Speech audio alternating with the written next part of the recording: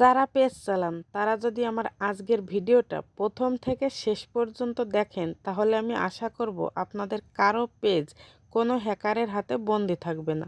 আর আমি আজকে যত কিছুই শেয়ার করব সব কিছুই আমার বাস্তব অভিজ্ঞতা থেকে শেয়ার করব। হ্যালো এভরিওয়ান, শুরু করছি একটা নতুন ভিডিও। আশা করি ভিডিওটি সবার অনেক বেশি ভালো লাগবে। আর যদি ভালো লাগে তাহলে অবশ্যই একটা লাইক কমেন্ট শেয়ার দিয়ে পাশে থাকবেন। আর পুরো ভিডিওটা জুড়ে আমি আছি লিপি। প্রথমে আমরা বলি কিন্তু যে পেজ আমরা শখের বিষয়ে খুলেছি, তারপরে আস্তে আস্তে এই শখই হয়ে যায় আমাদের একটা নেশা বা পেশা। তবে এটা কিন্তু কোনো খারাপ দিক না। ঘরে বসে মেয়েরা বা পুরুষেরা যদি ইনকাম করতে পারে তাহলে এর চেয়ে ভালো আর কিছুই হতে পারে না। ঘরে বসে ঘরের কাজ কর্ম সেরে তারপরে আবার ইনকাম। এজন্য আমরা যারা এই প্ল্যাটফর্মে এসে ইনকাম করছি তাদের অবশ্যই ফেসবুককে অনেক অনেক ধন্যবাদ দেওয়া উচিত। 2023 সালের জুলাই মাসের 24 তারিখ আমি প্রথম পেজ খুলি। তো প্রথম পেজ খুলেই আমার ফোনে কয়েকটা ভিডিও করা ছিল। ভিডিওগুলো আমি এডিট করে পোস্ট করে দিই। তখন কিন্তু সত্যি আমি জানতাম না যে ফেসবুক থেকে ইনকাম করা যায়। তো প্রথম ভিডিওটা দেওয়ার পর সবার এত বেশি উৎসাহ পেয়েছি এবং এত পরিমাণ ভিউ হয়েছে, পরবর্তীতে আমি আরও ভিডিও দিই এবং অন্যের ভিডিও দেখতে থাকি।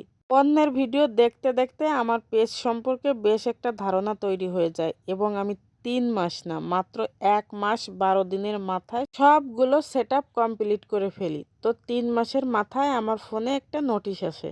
অবশ্য এর মাঝে যেসব নোটিশ এসেছে সবগুলোই দেখেছি, সেই অনুযায়ী কাজ করেছি, পেজে কোনো সমস্যা হয়নি। সেদিনও যে নোটিশটা এসেছিল একেবারে ফেসবুকের লোগো দেওয়া। আমি নোটিশটা ওপেন করি এবং ওপেন করার পর ওখানে যেসব নির্দেশনা দেওয়া হয়েছিল সব কিছুই সেইভাবে কাজ করি।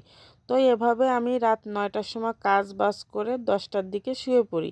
সকালবেলায় দেখি আমার ফোনে একটা নোটিশ এসেছে। আবার নোটিশে লেখা আছে আপনার পেজের অ্যাডমিন চেঞ্জ করা হয়েছে। তখনও আমি বুঝতে পারিনি আমার পেজটা হ্যাকারদের হাতে ধরা পড়েছে। কিছুক্ষণ পর আমার মনে কেমন একটা খটকা লাগলো। আমি দেখতে গেলাম পেজের অ্যাডমিনকে। দেখি পেজের অ্যাডমিন আমি না, অন্য কেউ।